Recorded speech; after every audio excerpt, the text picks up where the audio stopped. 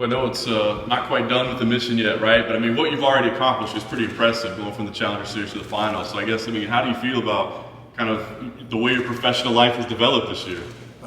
One, thanks for coming. I'm grateful. I'm happy. I'm at peace. It's kind of fun. Like I forget that the Challenger Series are like in the same year. You know, being this fifth fight coming up. I'm excited. I'm dialed in. You know, I treat it as another fight. You know, championship, $1 million, all that's great, but like I love to fight, so it's just like getting another opportunity to do the thing that I love this year. And you know, before PFL, like right before I was about to sign, and we're getting close to be challenger to champion. If I had to go to the Challenger Series, if I got to sign right away. So I've been saying that before, and you know, actually the week I got a corner Elvin Espinoza when he fought on that. So I guess like 2 weeks before I fought in the Challenger Series, and it's cool to be here now. You know, like working and speaking into existence. Everybody here at Kill Cliff, UK Fitness down in Miami. They helped me get here, you know, my family, and I'm just loving it. I like the active schedule. It's awesome, man. You said active schedule, right? I think every fighter says, I want to be active, I want to be active. Yeah. Then you get 5 fights in a year, right? Less than a year, I mean, when you look at it all together. So how challenging have you found that, or maybe how beneficial have you found it to stay that active? I find it more beneficial than challenging. Like the challenging part is like each week, like each every 6 weeks, right, you have somebody new, or from the Challenger Series from me to the Corey Hendricks fight, like the showcase fight, it was quicker turnaround, but I like it. When I first started fighting, especially my pro career, I had my first 6 fights in about 5 months. So it's kind of similar to the PFL schedule, maybe just a little less spread out. Fought twice in 1 month. So like it felt like I was back in the beginning, and I love what I get to do. And I don't know, like I used to beg for fights, right? It was just, I remember over the past year, I've been probably seeing on social media me calling people out before I signed PFL. And then now it's like you don't even think about that. And it almost feels like, was that just a year ago? So I'm just grateful. You know, it'd be cool if the season was longer, if we had like 6 or 8 fights, but I don't know how that would be done, because I guess you have to have an even number, right? To have like the right amount of fights in the season. But man, I'm just happy. I love it here. I said I'd probably fight another 11, 12 years. It'd be fun to do it all with PFL and stay active, and that puts you like at 48 fights, I guess, right? You do it well. So that's what I want. But it's on a warpath, and it's cool. So the challenge of it all is like, see, I don't have to cut weight, so I guess that kind of took that challenge out the way. But the main thing is just making sure you just keep doing what you love, right? Like you don't treat it as like the monotonous job. You just treat it the job that you're passionate about. It feels like each performance has actually gotten better along the way as well. So do you think that's a product of staying as active as you have, or is it maybe just things clicking in training, the time that you spent here? Like, what do you credit that to? I'd say it's a combination of everything. So you have the active schedule, right, and new opponents. So like you have people that are fresh and exciting. Like everybody that fought this season, man, much respect to them. Corey Hendricks was tough. Samuel City, strong as an ox, right? Tim Karen walked out to a Mulan song. I thought that was pretty cool. And Martin Hamlet, like that's a big guy. So that was fun, and he's been at the highest level, or the highest we can get to in PFL without making it. So just different guys, different challenges, and I get excited to fight. So it's like I just get it like, okay, this person presents this challenge, this person presents this challenge, and now like how do you impose your will and go claim victory? So just like when you love it, you build off of it, and it's really because of my coaches too. Like my training partners, everybody here is so challenging. You can see a training session on the mats, and this guy's fighting for a title here, this person's fighting for a title. They just got back from a title fighter. They're close, they're top 5 here, they're top 10 here, like. And then there are guys who've been people like Emiliano Sordi, you know, who's been through that gauntlet. He did fight 5 times a year in that year that he won his title. So you can just like pick off guys' brains, so it just makes you more prepared. My coaches are on me. Like, they don't want me to be good, they don't want you to be excellent, they want you to be like perfect. And that's kind of thing that's something that you take into the fights, and there's always still something to work on. Like if you notice, if you look back at after the Martin Hamlet fight, before we even like congratulations, we were excited. Coach Dieter and Lentz already telling me things I could work on, right? And I'm like excited. I finished the dance, and I turn around. He's like, "Hey, no motorcycle riding, this, and this, and you got to work on this, do this, and get better." So it's constant growth, demand to get better, and that's what I love. Coach Jones, after the Corey Hendricks fight, I mean, we didn't even take the shuttle back from the Virgin Hotel, and I was like, "What could I have done better here, and here?" And they were happy we got the decision and all that stuff, but it was, what could you have done better? And I think you stack that on top of itself, and then you do that every day in the gym. This is why we're here, you know? It's awesome. You talk about the challenges along the way. What challenges did Josh present to you? Yeah, Josh he's good everywhere. Josh is like, He obviously has his grappling pedigree and his background from college wrestling, growing up in the gym, a lot more experience than me. He's slick. He's a really good head kick. I mean, I like it. It's the way he sets it up is different than other people. Man, he's creative. He's funky. I think he just has fun. He's a loose guy. So it's like not every fighter's like that, and he's just himself. And he has very good coaches over at ATT. I think that's what makes this challenge even more fun. So like credit to Martin. He had really good coaching, Coach Sal, and all those guys from Sweden. And Josh has the same, but in his own way. Guys who've been around it, they fought our gym's fought them. There's history there. So I think Josh has all that, and he just has, his experience on his side, and that's what I love. So. Last thing for me, you said that it's kind of just another fight, right? I feel like you've already won just by getting to where you are right now, based on where you were. But what would it mean to take that extra step to win a title, to win $1 million? Yeah, for me to get a title, get the $1 million when that happens, when I'm the 24th, it's affirmation, right? It's like, hey, like, good thing I left accounting, right? And also just like, thank God he's called me to be here. It's affirmation that I made the right decision to move to the gym December 3rd, 2020, and be challenged by the best training partners and coaches that I can in the world. You're not gonna like what they're gonna tell you every day. You're not gonna like how training feels every day, and that's what's great. So it's affirmation to me that I got into MMA not just to be another guy, not just to be another fighter, not just say, hey, at one time in my life I fought in a cool organization, and I got here, I started training when I was 24. I don't want to be like, that's the only pat on the back, right? It's funny, what's today, the 11th or 12th? Oh, yeah, 11th. 11th today? Yeah, so like 3 years ago, yesterday, I got knocked out by Buckley, and then today I'm here. So I'm just like, hey, like, MMA is growing, right? Like, and I'm growing with it. So to me, it's just like, it's a testimony of all the people I'm around, and it's the challenge to get the next one, right? How cool would it be to get like 11 PFL titles, 12 PFL titles, right? Then maybe do a Super Series fight and call it a career. Like I love to fight. Man, I was at that PFL France card. What an atmosphere! It'd be fun to do a fight there. Like, go more fights overseas. Just travel the world on an active schedule, and you keep earning your way up. So that's all it is to me. It's really like get this title. Like, okay, like November 25th, we're back at it, and just what can we do to get better? What can we do to claim the next title, get the next one, and just that one day I'll look back on it, I'll be like, okay, we did something cool. I got a question. I see you, like, especially after you finish a fight, there's this signature dance. Yeah. You gotta tell us where that dance comes from. Yeah, so that's called the Mutwashi. Okay. And my family makes fun of me because I can never do it right. So in Congo, and my parents come like from, they're from Kinshasa in Central Africa. And any kind of party dance, they call it like your hip line dance is pretty much what they're calling it. But the Mutwashi is just like a celebration thing. Like everybody does, men, women. But every time my family has like a party or get together, they make fun of me because I can't dance it well. And then on the I never thought about doing it, but on the Challenger Series, I saw them in the crowd, and I just did the joke, like the inside family joke, and I was like, well, gotta keep it going. And it just, after we get finished, this is something I do now. Yeah, you gotta keep doing it. It's vintage Impa. I appreciate it. I guess I can't let it go now. You can't let it go. Right. Another question for you. You talked a little bit about, like you just made reference to the fight with Buckley and the journey here. Yeah. Talk a little bit about the difference, because you are someone, a lot of the fighters on the PFL roster have been with other organizations. Talk a little bit about what it's like now, the difference between being with PFL and your experience with other organizations. Yeah, so being with another organization, right, and other organizations in general, what I like about PFL is like you get to earn your way to the top. I'm not saying nobody else does, so I'll get attacked for this, but I feel like in other organizations, whether it's like your following, your social media presence, what people earn themselves, right, or their pedigree before they've ever been stepped in a fight, they're already getting bumped up. And you see some people do great and they rise up to the occasion, and some people fold under pressure. And it's not because they're not ready, it's just because they haven't really fought the fight. It's like a guy has a great wrestling background, he gets pulled up and then he doesn't show out.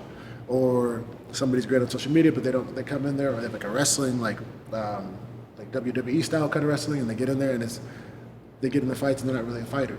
What I like about PFL is like, okay, go get this title November 24th, come next April, they're like, hey, you gotta go earn it again. And I think over time, that'll tell a great story about PFL that in order to be a champion, you gotta earn it every year. And if they're trying to go make, I don't believe fighting itself is a sport, but if you're gonna make MMA a sport, there's no, like, if somebody wins something in the NFL, they don't just say, okay, they're automatically champion next year. And you can just sit out and pick and choose who you want to fight. PFL, it's like whoever your name is drawn is your person, right? And I like that. So what I like about this organization is, like, everybody's super cool. I mean, especially as a growing organization too, like, I get to know people personally. And even when I was somewhere else, I was able to get to know people, but it's just different. Like, you feel more welcome. Maybe I've, like, had to grow up over time.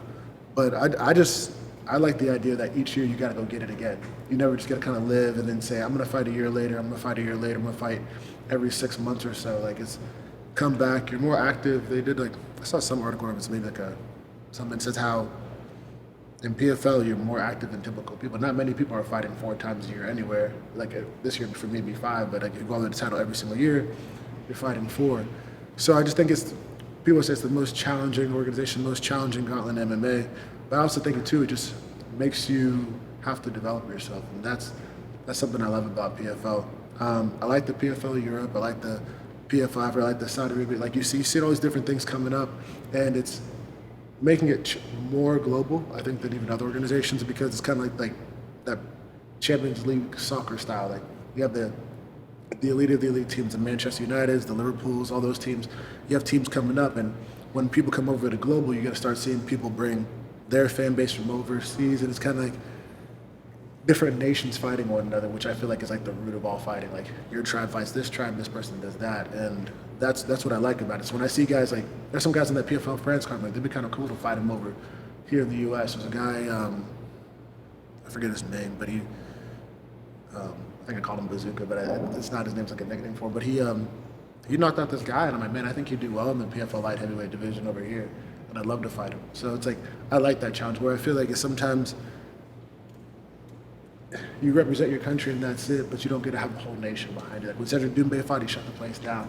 And once he rises up and keeps growing, maybe put him on the global side, then you get to fight the best of the best from somewhere else, and it just, the leagues keep growing. And maybe if a guy's not doing so well here, they can go over to the Europe side or wherever and just keep building themselves up. So I feel like PFL just has so many different opportunities for you to grow, and they develop a lot of fighters, like Alexis Grande, right? He's maybe not even 10 fights in, maybe not even 5, but you just see him growing, and he had his first, like, more of a challenging fight, where you don't really get that stage or that opportunity in any other organization, I think. Appreciate it. Impa, you mentioned Buckley, and that was a pretty bad KO that you took. A lot of fighters wouldn't recover from something like that mentally, and here you are, as you mentioned, just a few years later, fighting for a world title, fighting for $1 million. Can you talk about your mentality after that knockout compared to your mentality now, and what that process has been like to get from point A to point B? Yeah, so, well, one, when I got knocked out by Buckley, I don't remember what happened, right? So I was just like, what happened? What happened, right? But once I, got in the ambulance, and my dad's like, all right, go look at your phone. I'm like, all right, and I saw it, okay, good shot. But, I came in MMA to become a champion. If that was the route for me to become a champion, that was it. And for some reason, I didn't know then why that happened. I didn't pray for that to happen. Like, trust me, I didn't. But I was just like, all right, cool. Like, how do I rise up from this? My dad always told me, in order to know your glory, they first have to understand your story. And that was, like, I think, a big part of writing my story. My dad and I were in the ambulance in Abu Dhabi. We were going to the hospital just to make sure I was good. And I said, don't worry, Dad, I'll finish the next fight. I did, fought Sasha Palatnikov. But even with that, I said, don't worry, one day I'll be a champion too. And when I wrote my post and all that stuff, and people asked me about it, I still say this, like, play that highlight as much as you want. It's great. Direct credit to him. But, the day that I'm champion, play that highlight too. And on November 24th, I get to do that. So it was always like, that was the decision. Like, is fighting really that hard? Like, it's hard for sure. Like, you train and all that stuff. But, like, my parents come from another country where my dad was young. The place would flood to the second floor. So you have to take everything, bring it upstairs. And you're studying with kerosene lamps, or people getting killed all over, like, just everywhere, right? There's stuff going on left and right, just like back in Congo. People here going through some rough stuff. I choose to fight, I get to. So because I lost the battle, the war's not over. For me, that's how I look at it. And I really respect Buckley. It'd be cool, I think, like, if you ever decide to leave where you are, bro, come on to PFL side, we can do it again. And, like, that'd be an honor. That's the challenges I want. He's a guy who got a great shot on me. He wasn't lucky. For people who think it was a lucky shot, it was not a lucky shot. He set it up well. I caught that kick 3 times, and I paid for it. So, but it made me better, is which I'm really grateful for. And, all the fights in between, the sense of urgency you have in a fight now, all that stuff, I learned so much from that fight and just how to mitigate distractions. And I'm very, very grateful. So some things you go through just make you who you are today, and I think that was one of them. Yeah. And obviously, as you mentioned, you want to become a world champion, but this is prize fighting, right? Yeah. And you're now in PFL, and you're literally going to be fighting for $1 million next month. Not to get too deep into like fighter pay and all that, but in the UFC, it probably takes a good amount of time unless you're one of the top stars to make $1 million paydays.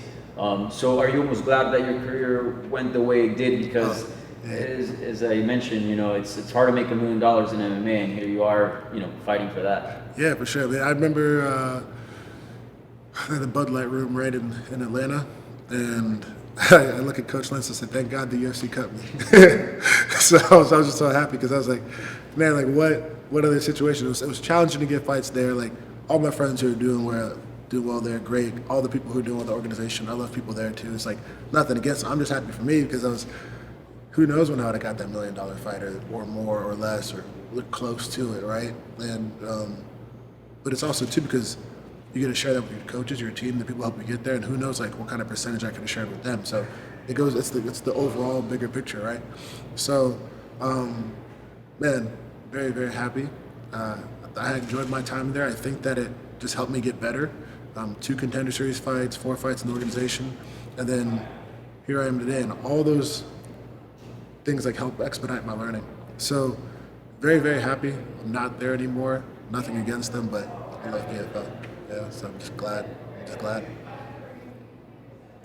Impa, you mentioned right off the top something that I found really interesting. You said you were at peace. Can you kind of elaborate a little bit on that, and what was kind of the key for you to reach that point of peace, as opposed to in the past where maybe you weren't so peaceful and things were a little bit out of line? Yeah, so thanks. It's my faith one, right? So like, moved to a great gym. I have people that challenge me all the time, and for me, it's just like I don't seek my validation from all the other stuff, right? Like I'm happy, like I enjoy all this. This is super cool. I remember I used to take videos of people getting interviewed or questions in the gyms, and I would say like, one day I'll be in that position, cool. But I don't want that to be the thing that defines me. Like I just want to thank God because I'm not a perfect person, and He's given me a lot of grace. So now I just kind of get to live in that freedom and fight and do what I love. So like $1 million world title on the line, I'm grateful I get to do what I love.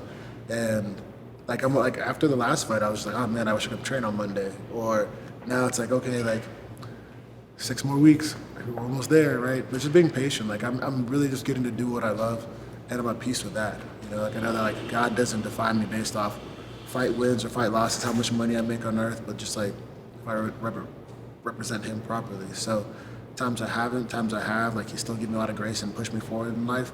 So I'm at peace to go do what I love and be free. And there's nothing like getting in a fight. There's nothing like really throwing down and doing what you love, and what a cool life I get to live, fighting my underwear for a living. So I'm at peace with that, and just makes me very, very happy. And just talking to my pastor and just about being obedient and all that, like he's really guided me through a lot of it, and some like challenging things I've had to go through the past couple of years, whether it's in the car, being on the farm, all these different things. Like they just kind of help me get better and like isolate myself. So all those times just like alone really, really helped me get closer to Christ. And then now I go into fights and I don't stress at all about them. So. We spoke a few weeks ago over Zoom, and you talked to me a little bit about, how strongly you feel about potentially having a long-term future with the PFL. Yeah.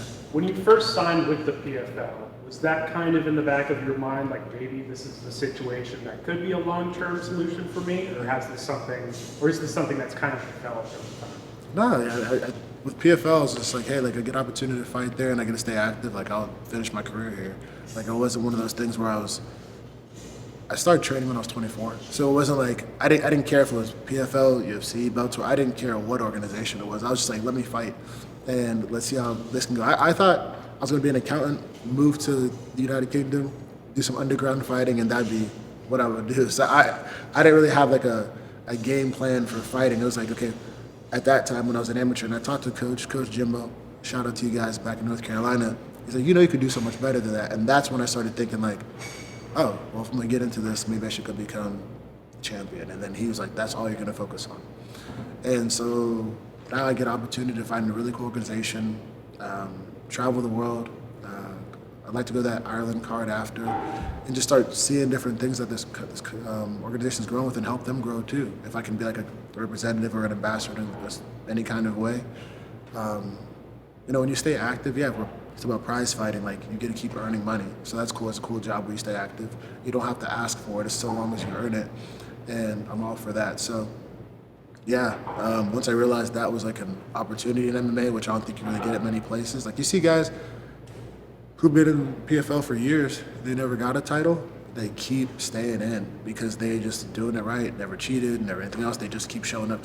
And like, that's kind of cool. You don't really, MMA is not really like a career where you have job security unless you're working on the other side of it and you just keep doing great. But organizations have fallen, they've stayed, and with PFL as a fighter, you almost get, I think, as close as you can right now.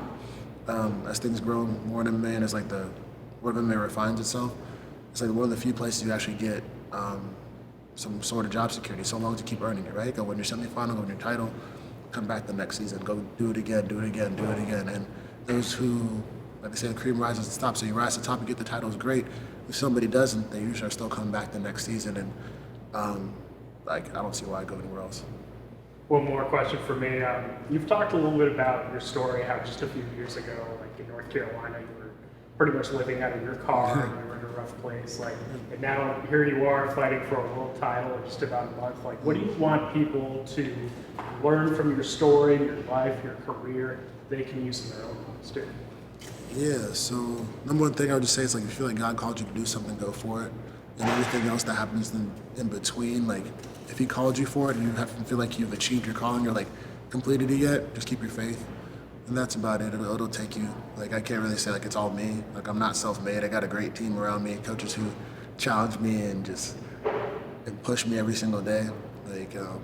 So as you step towards your calling and you really feel like you're being pulled to do something, whether you're a writer, whether you're a doctor, you want to be a great accountant, I don't know, like a journalist, like whatever your life is, shout out to y'all. You gotta keep going because there's something in you that's telling you to go that way, and you don't want to get to the end of your life and then say, you're looking back on like, I could have been all this. That's not a fun place to be.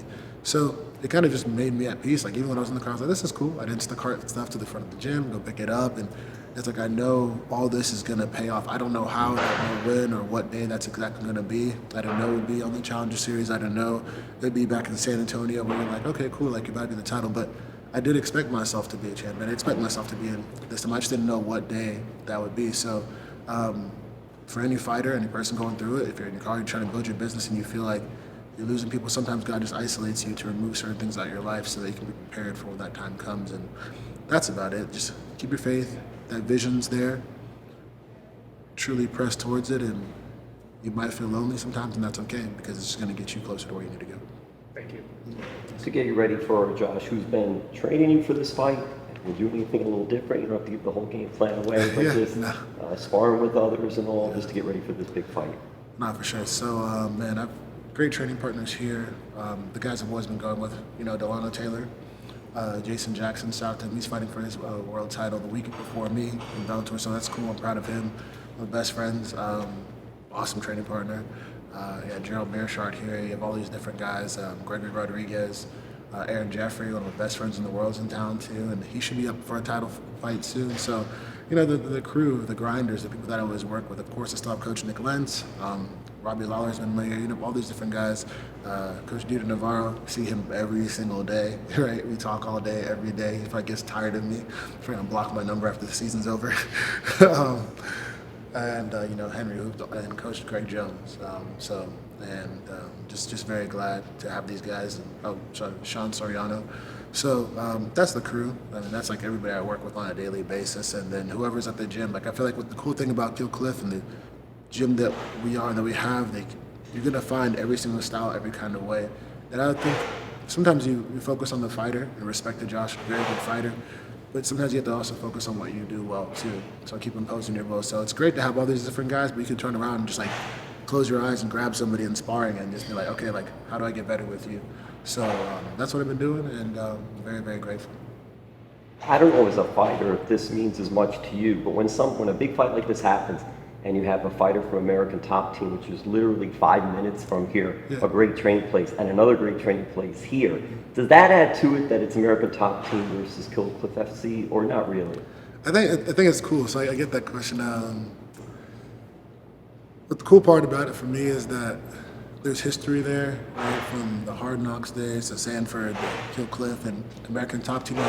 Coach Lentz, Coach Dieter, Coach Robbie Lawler now, which is funny to say Coach Robbie Lawler.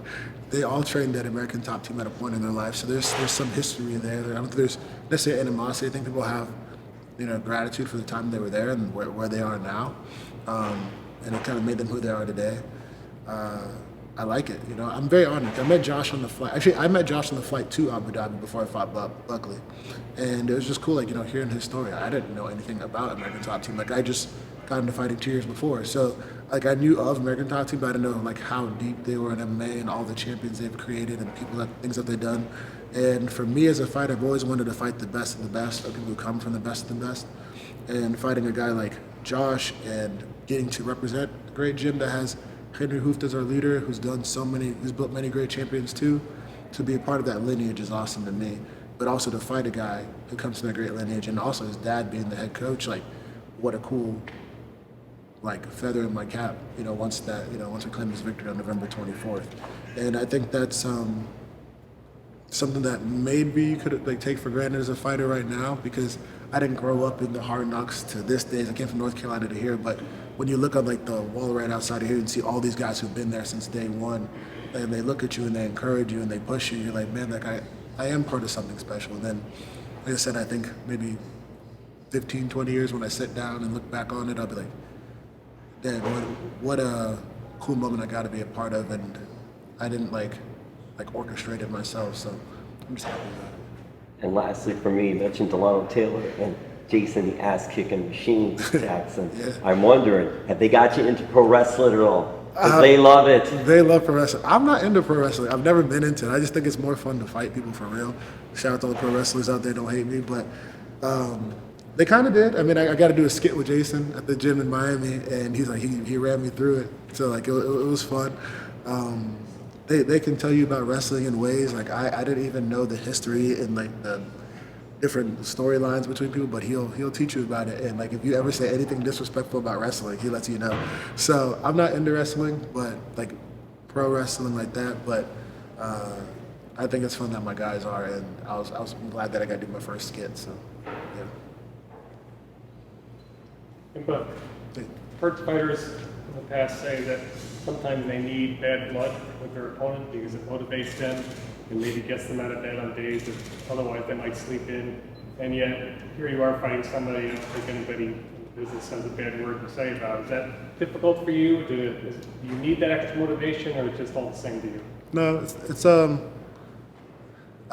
there's nothing bad to say about Josh, right? So it's and also too, anybody, if they don't like me, I think everybody in fighting is just trying to figure their life out too. I don't think fighters are the most normal people to start off with, so being one of them. And then I think that whether I liked them or if I hated them, I still have a job to do, and that's how I look at it. So I don't try to get distracted by emotional trash talk, and that's why I respect him for who he is too. He's just a guy he likes his anime, he likes what he does, he's got a cool hairstyle, he does his thing, and I think that's what brings great fights. You remember when Brian Barberina fought Vicente Luque back in Arizona?